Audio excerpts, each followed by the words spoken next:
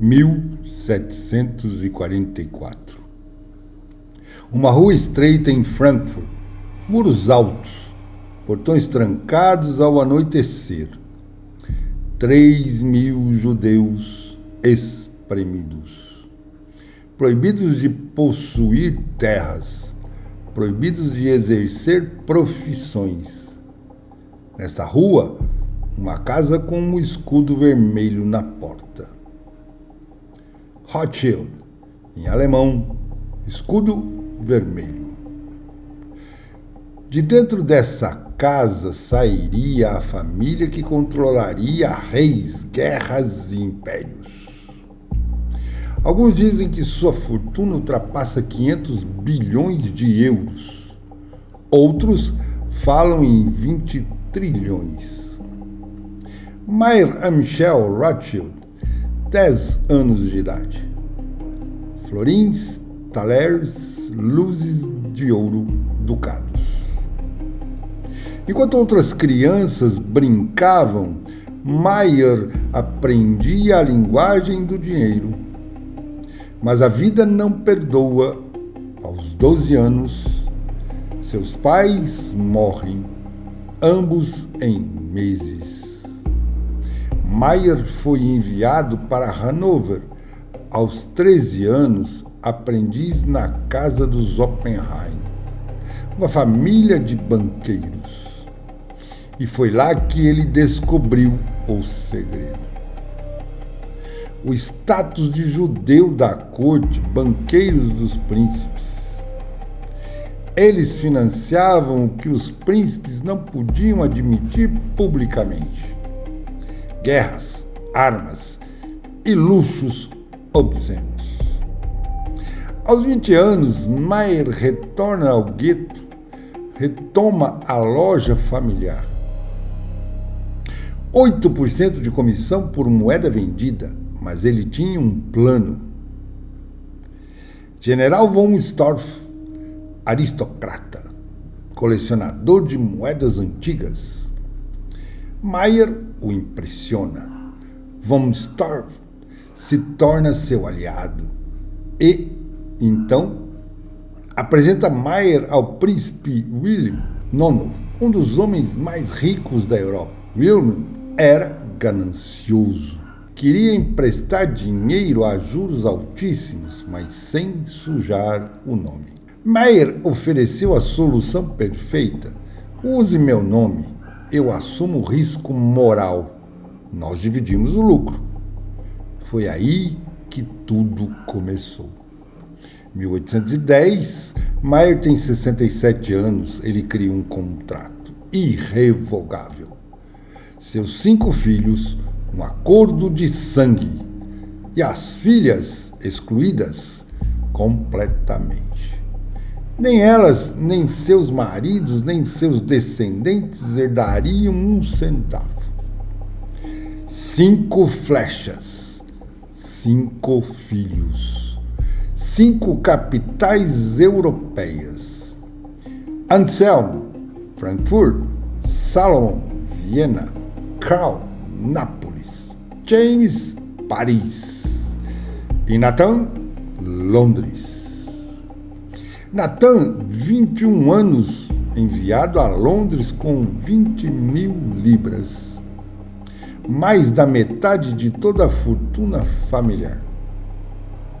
Tu tens a inteligência, mas o caos pode transformar um milionário em mendigo. 1810, Europa em chamas. Napoleão conquista continente após continente.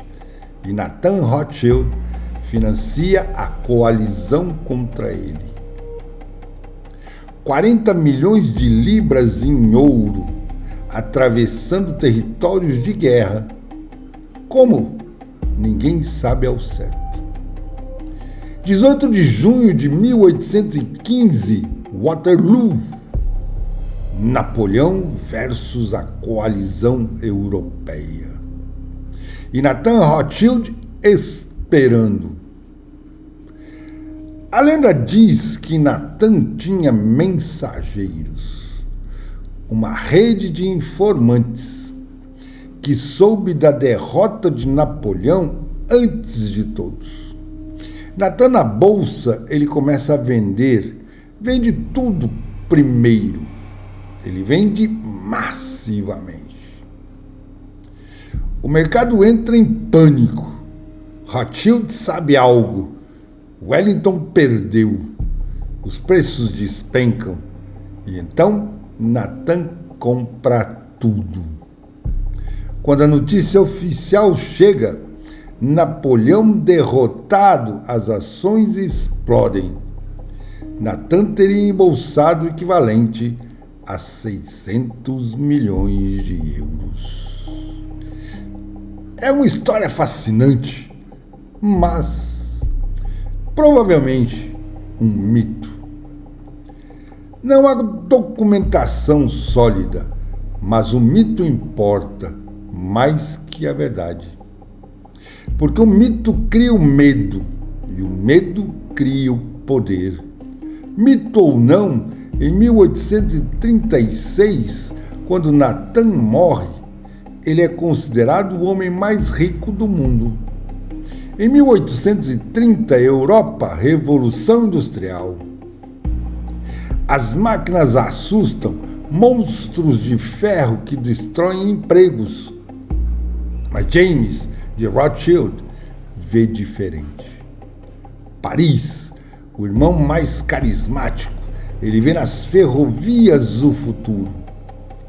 Em 1837, primeira linha Paris-Versalhes. 1845, James funda a Companhia do Norte. Paris ao norte, França à Europa, Europa ao mundo, mas em 1848 a Europa explode. Greve, sabotagem, a Companhia do Norte sangra. Todos os banqueiros caem, Rothschild permanece de pé, mas sangrando. James sobreviveu porque suas 5 flechas se mantiveram unidas. Londres emprestou dinheiro. Viena forneceu liquidez. Frankfurt garantiu crédito. A família funcionava como um banco central privado, mais poderoso que qualquer governo. Quando James morre, em 1868, sua fortuna pessoal supera 40 milhões de francos, equivalente a 2 bilhões de euros hoje. 1868, James morre, o último dos 5 irmãos, e com ele morre a unidade. Nápoles, 1863, a filial italiana falência. 1875, Lionel Rothschild, Londres, financia a compra britânica do Canal de Suez. A França iniciou a construção. A filial de Paris vê isso como traição. As 5 flechas começaram a apontar em direções diferentes. Londres versus Paris, Viena versus Frankfurt. A família mais poderosa do mundo começou a se devorar. 1880, Rothschild domina o petróleo europeu, refinarias na Rússia. Mas surge um inimigo, John D. Rockefeller, Standard Oil. Rockefeller proíbe ferrovias de transportar produtos Rothschild. 1911, os Rothschild vendem tudo para Rockefeller. Pela primeira vez, Rothschild perde. 1933, Adolf Hitler. Para os nazistas, os Rothschild eram o símbolo perfeito. Judeus ricos, poderosos. 1940, Paris cai. 14 de junho, os nazistas já sabem onde ir. Vermeer, Rembrandt, Goya, destinos Hermann Göring. Eles entraram e levaram tudo, mais de um século de patrimônio.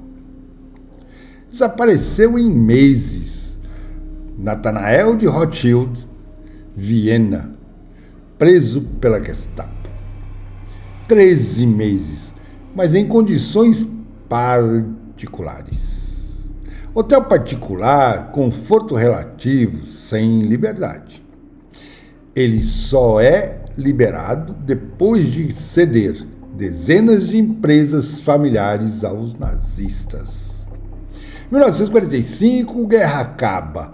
Os Rothschild foram pilhados, prisioneiros despojados, mas permaneceram de pé. 1945, Guy de Rothschild, 36 anos. Sua missão? Reconstruir o império. O Estado francês indeniza apenas 10% do que foi roubado. Guy restaura propriedades, moderniza bancos. Anos 1950, o nome Rothschild ressurge. Mas esse brilho atrai inimigos. 10 de maio de 1981, François Mitterrand, presidente. Programa socialista, alvo às grandes fortunas. 11 de fevereiro de 1982, Banco Rothschild nacionalizada. Ativos, 3,4 bilhões de francos. Indenização, 500 milhões. Foi como 1940 de novo. Despojados pela segunda vez em 40 anos. Mas Rothschild não desiste nunca. Em 1984, eles criam um escritório de gestão. Não é banco ainda. 1986, direita vence as eleições. Jacques Chirac. Privatizações em massa. A empresa muda de nome pela terceira vez em 5 anos. Rothschild Company, o retorno. Hoje, Rothschild Company, 43 países, 4.200 funcionários, fusões, aquisições, restaurações, reestruturações, governos, empresas e famílias, vinhos, imóveis, artes, mas a verdadeira fortuna, impossível de calcular. Porque a fortuna está espalhada, diluída, invisível. Você não consegue rastrear, são dezenas de descendentes, centenas de empresas privadas, trusts na Suíça, holdings no Luxemburgo, fundações em Liechtenstein. A discrição é a maior arma deles. 2008, Emmanuel Macron, inspetor de finanças, é contratado pela Rothschild Company direto para sócio.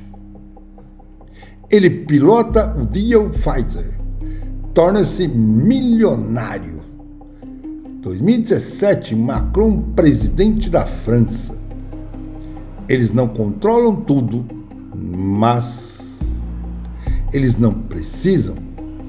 Basta estarem próximo o suficiente.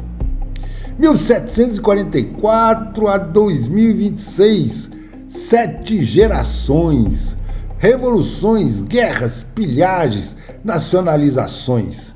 E ainda assim, o nome permanece, a fortuna total da família Rothschild permanece desconhecida.